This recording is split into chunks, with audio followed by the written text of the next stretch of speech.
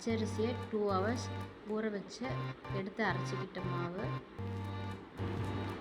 ஒரு ஸ்பூன் நெய் விட்டு கைவிடாமல் கிண்டிக்கோங்க, கட்டிப்படாமல்.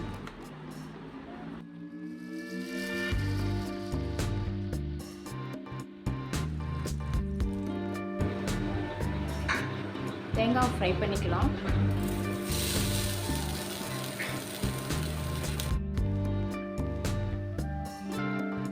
வெல்லத்தையும் ஆட் பண்ணிக்கலாம்.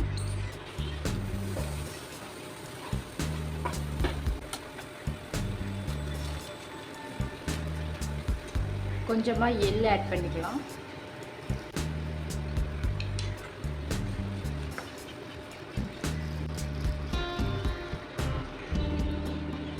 பொட்டுக்கடலையும் வேர்க்கடலையும் அரைச்சது.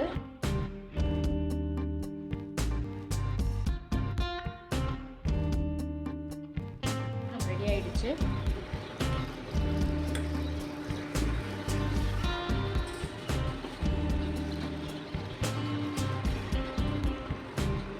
மாவை நல்லா இந்த அளவுக்கு, இந்த சைஸ்க்கு நல்லா உருட்டிக்கோங்க. இந்த மாதிரி வச்சுட்டு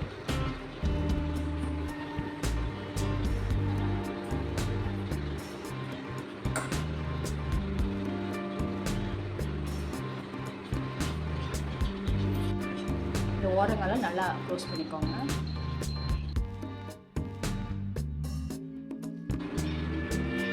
அவ்வளோதான். இப்போ இதை வேக வச்சிடலாம். தண்ணி நல்லா இந்த மாதிரி கொதி வந்ததுக்கப்புறம் நம்ம கொழுக்கட்டையை உள்ள வச்சிடலாம்.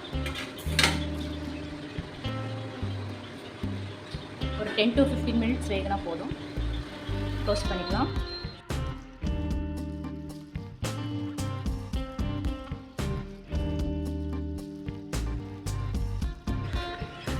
பாருங்கள், நல்லா சாஃப்டாக இருக்குது.